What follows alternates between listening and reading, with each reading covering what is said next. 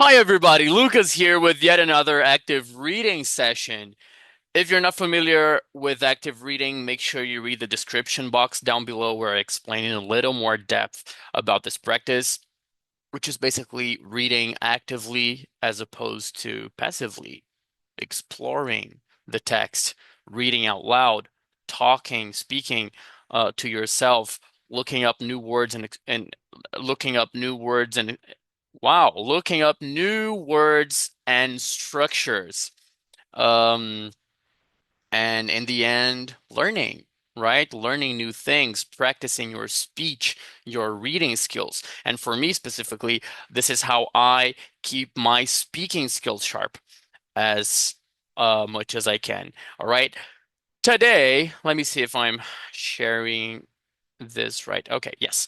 Today we'll be reading this article here from our good old NPR.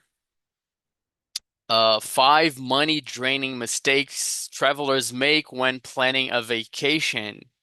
When was the last time you planned a vacation? It's been a while for me. And this article is in the Life Kit section um, on the NPR website. Life Kit tools to help you get it together. And right off the bat, here at the beginning, this expression is really juicy, very good. Get it together. What does it mean to get it together? Get it together means se situar, se organizar, criar juízo de alguma, né, de forma um pouco mais, bem mais informal. You can tell someone, hey, get it together, man. Get it together. Se situa, se recomponha, se controle. Get it together, se organize, right? Um, so this is a great expression. Get it together. Very good. Five money draining mistakes travelers make when planning a vacation by Amelia Edelman. Let's see. You can see the world and save money. It just takes a little savvy planning. It just takes a little savvy planning. Savvy, listen, I'm not quite sure what savvy means. Let me look it up.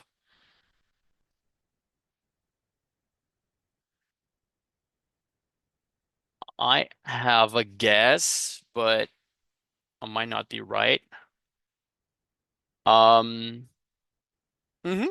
Ligeiro, uma coisa assim, com savvy, de forma ligeira, astuta. Savvy planning. Yeah, so if you plan your trips right, if you do some good planning, some efficient planning, you can save a lot of money. Just a second. Excuse me. All right, let's move on.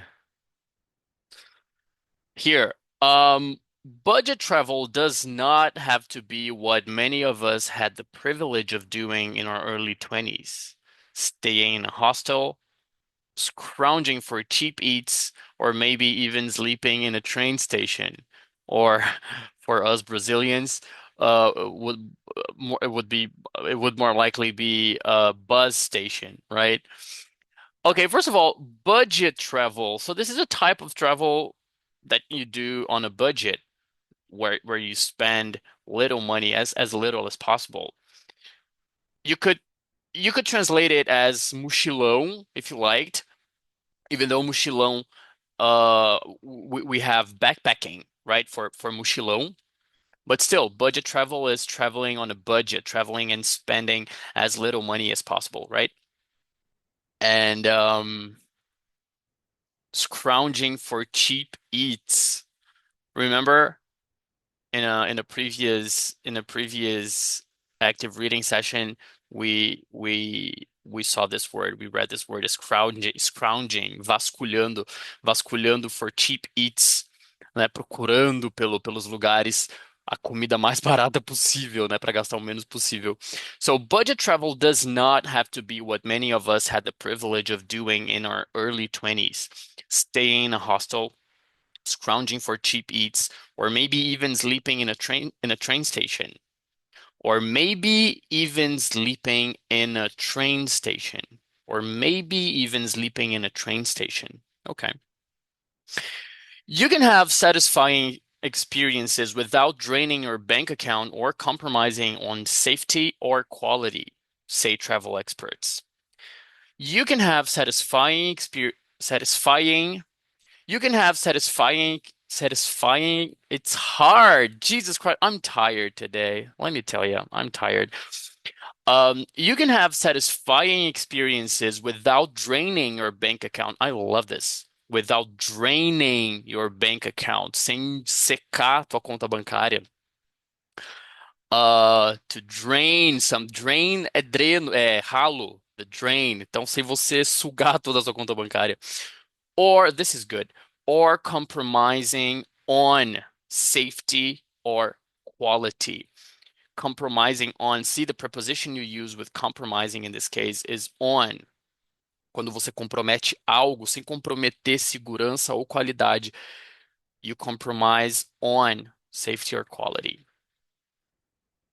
You'll just need to avoid a few common financial mistakes and let go of the luxury travel images you keep seeing on social media.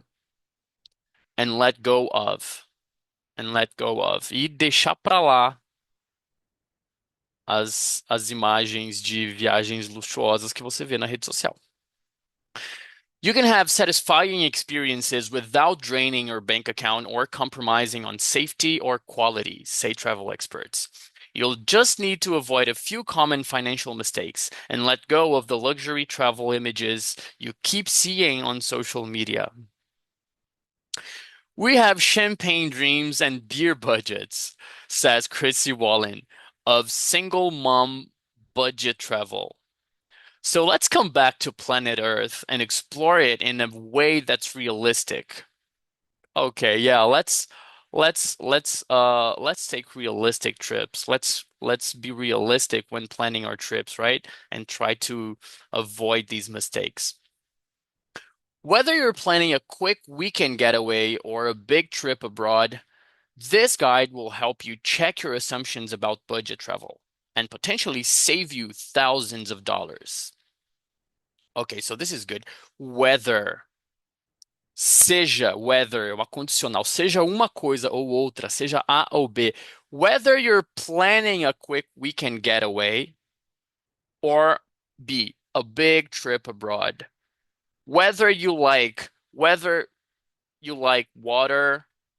or coffee, you're still a good person. I don't know, whatever. Um, whether you're at home or out in the streets running errands,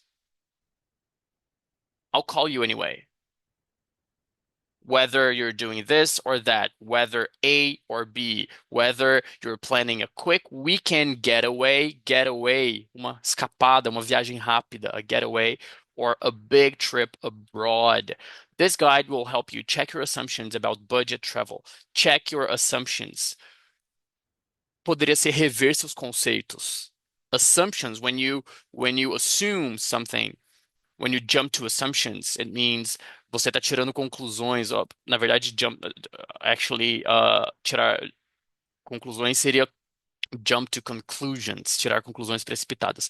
Assumption é I assume, você considera, né? Então você vai verificar, você vai rever seus conceitos mesmo sobre viajar barato. And potentially save you thousands of dollars. Mistake number one, traveling to your dream destination. Do this instead. Go to a destination dupe. Okay, so a dupe is a duplicate. Basically is a look-alike. Something that looks, take a look at the image here. Something that looks like something else. A duplicate, right? And well, yeah, let's see what it says. So in this case, it's probably suggesting you go to Montreal instead of Paris. If your dream destination is out of budget, fora do teu orçamento, is out of budget, look for an affordable look-alike. For example, if you're a Francophile, Frank, for example, if you're a Francophile but can't swing the transatlantic trip to Paris, try a shorter flight to Montreal or Quebec City. A June round trip ticket from New York City to Paris averages $1,104, whereas a summer round trip ticket from New York City to Montreal averages just $409. This is really good. This paragraph, take a look at this. Okay. Um, you can swing the transatlantic trip to Paris. Okay, to be able to swing, bancar. This article is pretty like informal, like conversation, like um can swing, bancar, poder pagar. Um, and this is good. A June round trip ticket. A round trip ticket. Uma passagem de ida e volta, round trip, ida e volta, okay? From New York City to Paris averages $1,104, whereas a summer round trip ticket from New York City to Montreal averages just 409. Good bit. Okay. Don't forget to factor in the cost of activities and accommodation. If you're considering a trip to California's Napa Valley, maybe look into the Finger Lakes region in New York, says travel journalist Brittany Oliver. They're known for their Riesling. What is it? Riesling, she says. And the trip will cost you a fraction of the price. Let me look this up. Napa Valley. Mm, okay. It's, yeah, it's white wine. How do you pronounce it? Riesling probably. It's white wine. So, um, the Finger Lakes region in New York City is known for their Riesling, their white wine. Because yeah, in California itself is known for its wineries, right? And this is also good. Don't forget to factor in the cost. Don't forget to factor in the cost of activities and accommodation. And accommodation. Yeah, factor in, considerar, contar. Não se esqueça de contar os custos das atividades e acomodação, né, onde você for ficar. If you're considering a trip to California's Napa Valley, which is known for its wineries, again, maybe look into the Finger Lakes region in New York City. So yeah, instead of going to Napa Valley, go to the Finger Lakes region in New York. Not New York City, in New York, the state of New York, says travel journalist Brittany Oliver. They're known for their Rieslings, she says, and the trip will cost you a fraction of the price, a fraction, uma fração do valor. Really good. I gotta turn this on. Just a second. I'll be right back. It's impossible to not have the fan on. The Finger Lakes area has plenty of excellent hotel options for well under $100 per night. You won't find that in Napa. And while the average cost of a basic wine tasting is $4 in Napa, it ranges from about to $5 to 12 at the Finger Lakes wineries. There's also great skiing around the Finger Lakes. Who needs a trip to the Alps? Good. Okay, so see, instead of going, I mean, if you're planning a trip, if you're a wine kind of person, if you like wine, if you like wine tastings, for example, you know those tours where you taste different types of wine from the region. If you're this kind of person, and even if you like going skiing, instead of going to California to the Napa Valley, where you would not ski, but I mean you would, you know, taste the wines.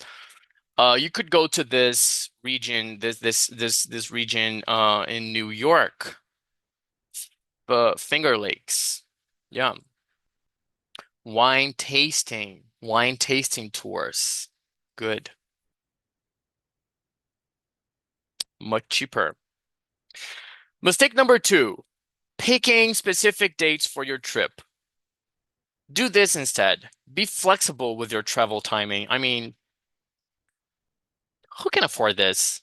Who can afford to be flexible with dates these days? I mean, if you're a parent, for example, can you really be flexible?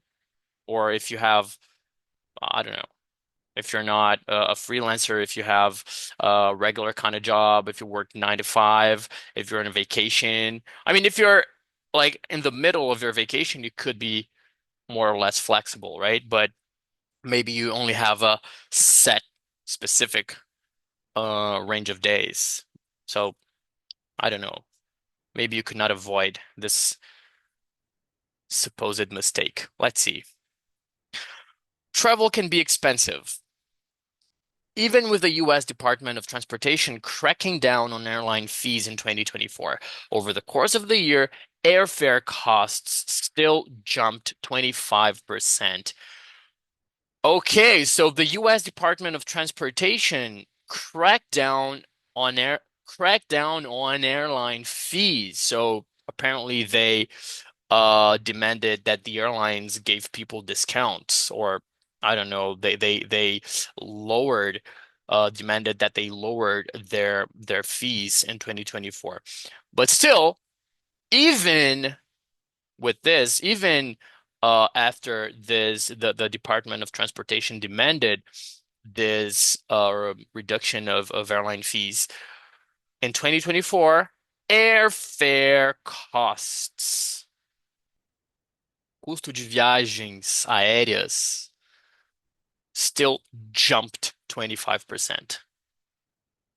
Ainda deu um salto de 25%, mesmo assim. So be less precious about your travel timing and book a trip during the off season. In 2022, I brought my family of three to the Greek island of Santorini, a popular summer destination in January. The flights were just 500 per person round trip, ida e volta. If we had been dead set on hitting dream summer weather, the flights would have been over $1,000 each. This is really good, juicy paragraph. Look at this. Be less precious about your travel timing. Don't be so particular. Be flexible. Don't be so precious, like specific, particular about it. And book a trip. Marque uma viagem. Book a trip during the off season. E marque uma viagem fora de temporada, during the off season, not in season, but off season. See? In 2022, this person here, I don't know who's speaking here, brought their family of three people to the Greek island in Greece of Santorini, a popular summer destination in January. And here, January, this is the stress syllable here, January. The flights were just 500 per person round trip. Yeah. If they had been dead set on hitting dream summer weather, I mean, if they weren't flexible in terms of like, okay, we can give up the summer weather. We don't need to necessarily go on vacation during summertime. We can go to Santorini in January when it's colder in the North Hemisphere, right? If they weren't flexible, they would have paid double. They would have gone from the price of their flight tickets would have gone round trip would have jumped from $500 per person to $1,000 each per person. hmm Also, avoid flying on Sundays and Mondays, which tend to be the most expensive due to weekend trips and business travelers, according to the 2024 data from flight app Hopper. Okay, avoid Sundays and Mondays because people are kind of commuting. They're, if we use buses and cars and bikes to commute, to go back and forth from home to work and or to school. Some people though, they commute by plane. Um they fly, right? Back and forth to work. So yeah, if you avoid flying on Sundays and Mondays, you can avoid the busiest times, the busiest airplanes, and of course, higher fees, yeah, airline fees. See? More expensive, more expensive airline fees. So again, if avoiding Sundays and Mondays, you kind of ditch, se desvia, you ditch the business travelers, and by doing so, you avoid higher, more expensive airline fees. Nice. Mistake number three. Just a second. Good. Mistake number three. Assuming vacation rentals are cheapest. Do this instead. Consider hotels, hostels, or a home swap. Okay. Now here, I'm probably going to learn that Airbnb and such are not cheaper than hotels. Okay, that's going to be news for me. Let's see. Travelers often assume that a vacation rental like Airbnb or VRBO will be more affordable than a hotel, but that's not always the case. According to reporting from the Points Guy, the average daily Airbnb rate in 2023 was 36% higher than it was just 3 years prior. During that same time period, Hilton's average rates increased by 7.8%. Okay, but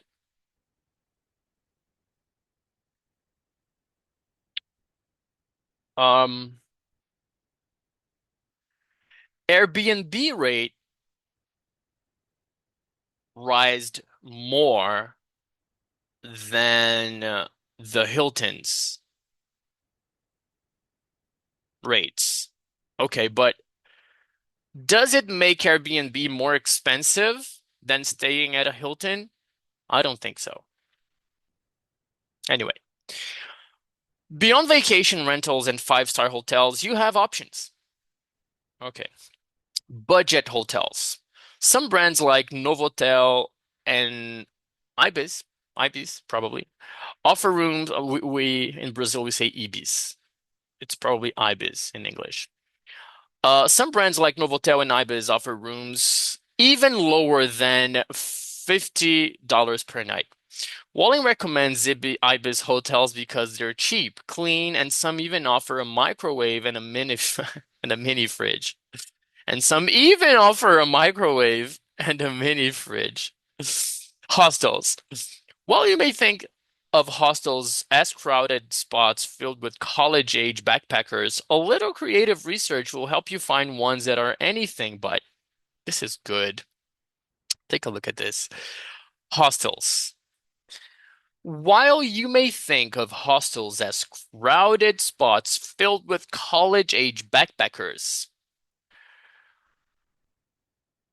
enquanto ou ainda que você possa pensar, you may think, você possa pensar nos hostels como um lugar é, crowded, um lugar. Tem uma palavra boa em português que me fugiu agora, mas é assim, cheio, um lugar abarrotado de gente. ah, Cheio de mochileiros em idade universitária, mochileiros universitários, né? Naquela idade da universidade, né? So while you may think of hostels as crowded spots filled with college-age backpackers, a little creative research will help you find ones but that are anything but crowded spots filled with college-age backpackers. O que que ele está dizendo aqui? Uma pesquisa criativa, uma boa pesquisa criativa vai te ajudar a encontrar alguns hostels que são tudo menos o que ele falou antes. Menos lugares abarrotados, né? Esses lugares lotados, pronto, lotados. Esses lugares lotados de mochileiros universitários. E aqui caberia aquela savvy, remember the word savvy, ligeiro, astuto? A savvy research will help you find ones that are anything but. So again, hostels. While you may think of hostels as crowded spots filled with college-age backpackers, a little creative research will help you find ones that are anything but. Nice, nice structure. Um, Willie, who has been traveling as a single mom with her 16-year-old since he was 10. Wow, she's been traveling as a single mom with her child since her child was 10, and it's been 6 years. She has stayed in family hostels in Finland, Germany, Norway, and Spain. Some of the best family-friendly hostels across Europe include cribs, high chairs, and game rooms for the kids. They're amazing, clean, and safe, and I've never regretted it. And I've never regretted it.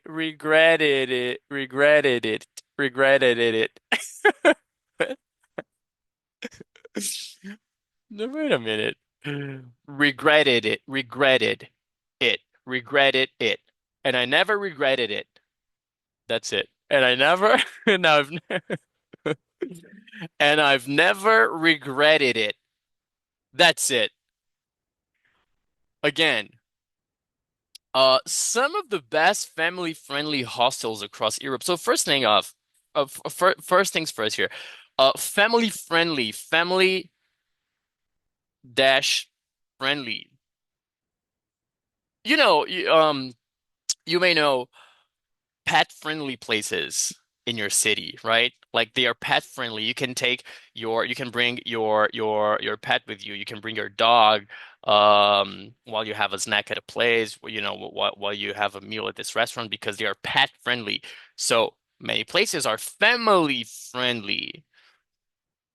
And some of those family-friendly hostels across Europe include cribs, berços, high chairs, cadeirão para as criancinhas comerem, and game rooms for the kids, e salas de jogos para as crianças.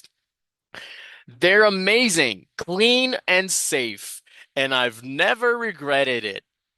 There you go, she says.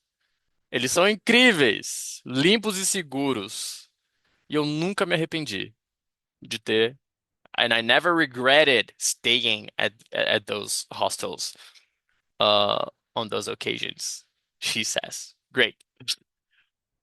House sitting, pet sitting, and house swaps. With sitting, you stay in someone's home for free while they're away in exchange for pet and plant care and the like, and things like that. So you pet sit for somebody, or you take care of their plants, and in return, you stay at their place while they're away. With swapping, you exchange homes with someone, just like Kate Winslet and Cameron Diaz on the 2006 rom-com The Holiday. I haven't seen this. Try sites like Trusted House Sitters, Love Home Swap, and Kid & Co. Membership costs about $100 to $200 and grants you access to build a profile and browse around the listings. Browse around e navegar pelas listas de pessoas oferecendo suas casas. So yeah, the membership subscription grants you access, te oferece acesso. Then you apply for a sit or swap somewhere that strikes your fancy, algum lugar que te apeteça, algum lugar que te desperte seu interesse. And the homeowners review your application and reach out if it's a fit. It's a lot like online dating, but for houses and dogs.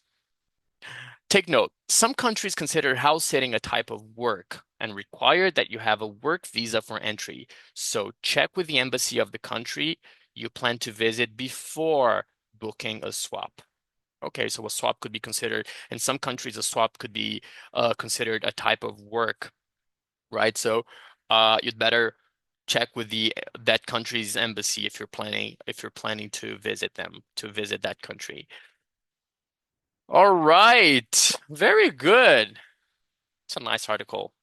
I'm leaving the link down below as always. I'll keep reading it. You can do the same. And thank you for watching up to this point, and I'll see you next time. Bye.